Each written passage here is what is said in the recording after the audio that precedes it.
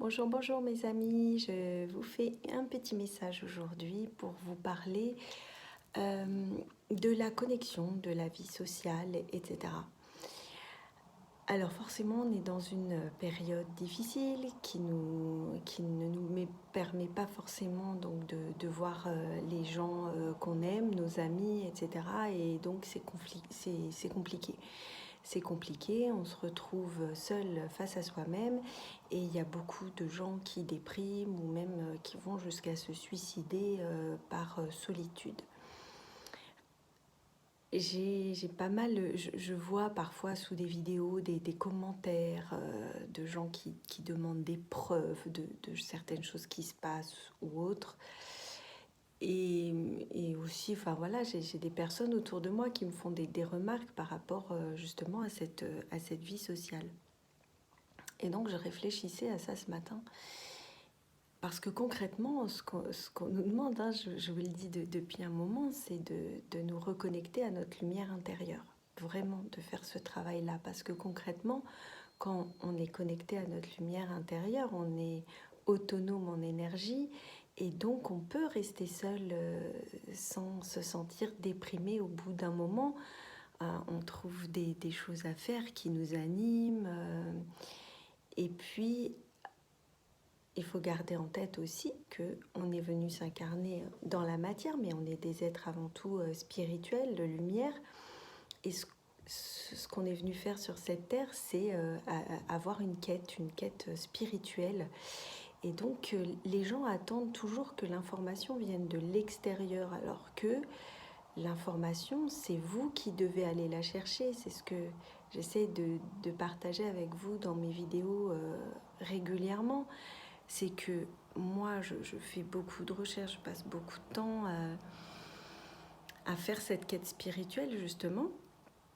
Et je vous partage ce qui est juste pour moi, ce qui vibre comme une vérité pour moi. Mais forcément, ça ne va pas vibrer pour tout le monde. Et c'est pour ça que c'est important que vous fassiez vos propres recherches pendant ce moment où vous vous sentez plutôt seul, etc. Pour pouvoir justement vous nourrir de l'intérieur.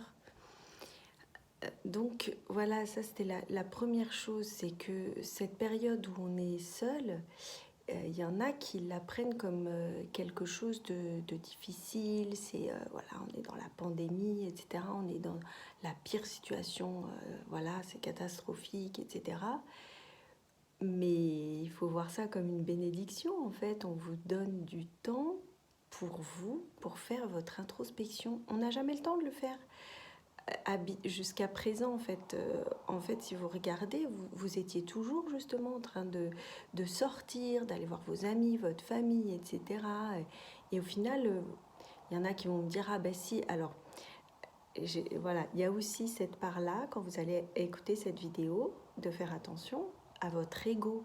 C'est-à-dire que j'entends d'ici, en fait, les gens qui vont me dire non, mais moi, je prends du temps seule, ou toute seule, je suis bien quand je suis seule, ça c'est ok, mais au bout d'un moment, ça fait long. Bah, ça devrait pas, en fait. Euh, en fait, certes, ça peut...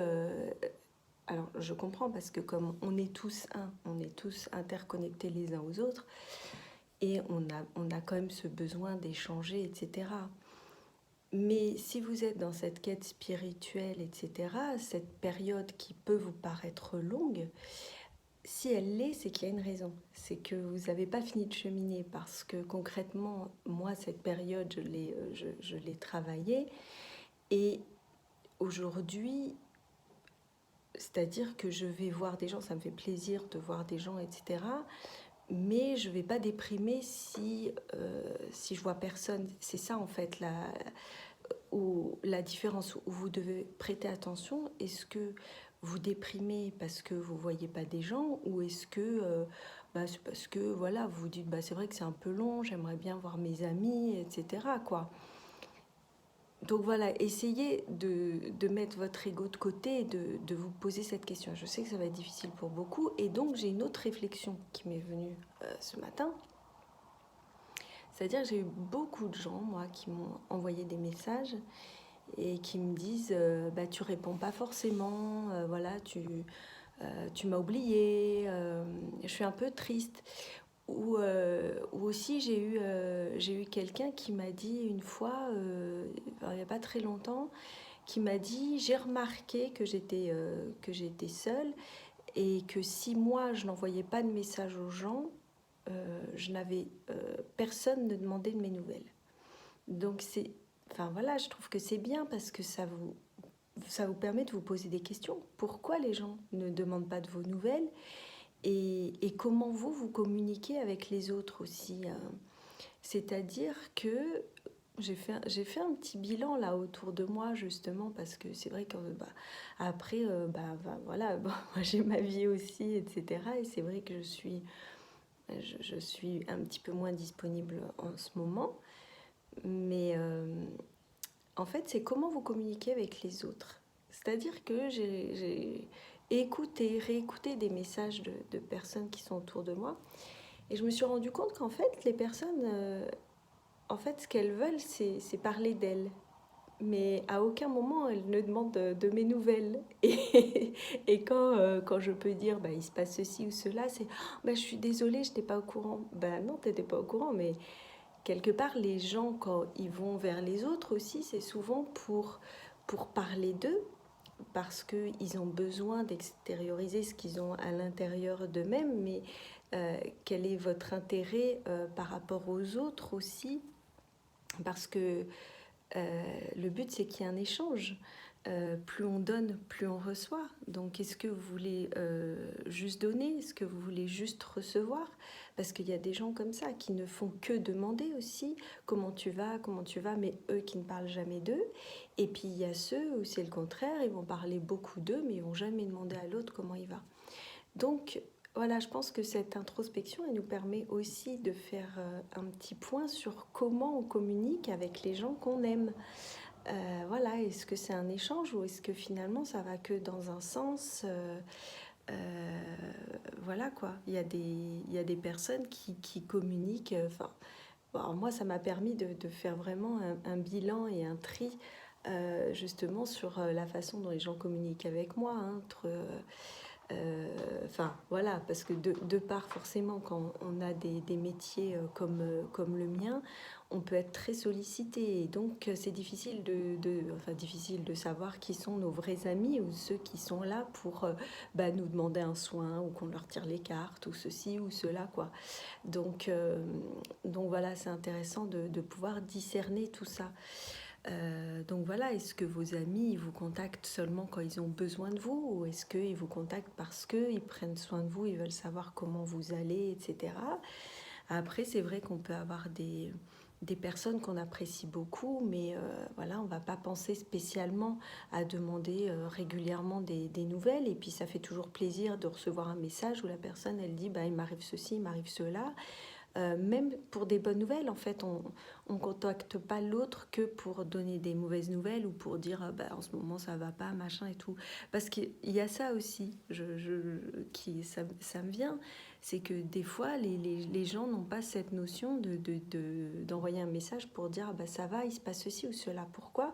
Parce qu'aujourd'hui, en fait, d'être bien dans sa vie, d'être heureux ou d'avoir des bonnes nouvelles, bah, c'est un peu tabou parce que bah, comme tout le monde est malheureux, on n'ose pas partager son bonheur parce qu'on se dit, ça combien de fois je l'ai entendu, ah non mais en même temps, toi, vu ta situation, moi je parle de quand j'avais un cancer, ah non mais moi je peux pas me plaindre parce que vu comment tu es toi, ça serait déplacé que je me plaigne, mais pourquoi?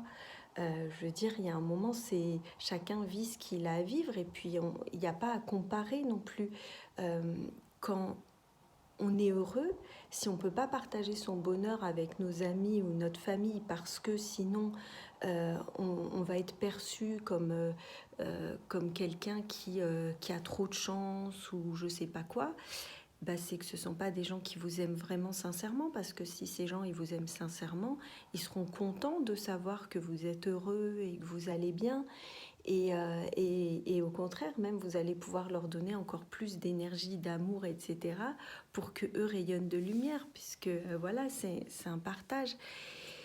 Donc voilà, c'est un petit peu ce dont je voulais vous parler ce matin parce que voilà, je pense que c'est un petit assez important de faire ce petit bilan, de profiter justement qu'on soit encore dans cette situation compliquée pour faire cette introspection et de se dire ok, à quel point je suis autonome et à quel point j'ai besoin des autres.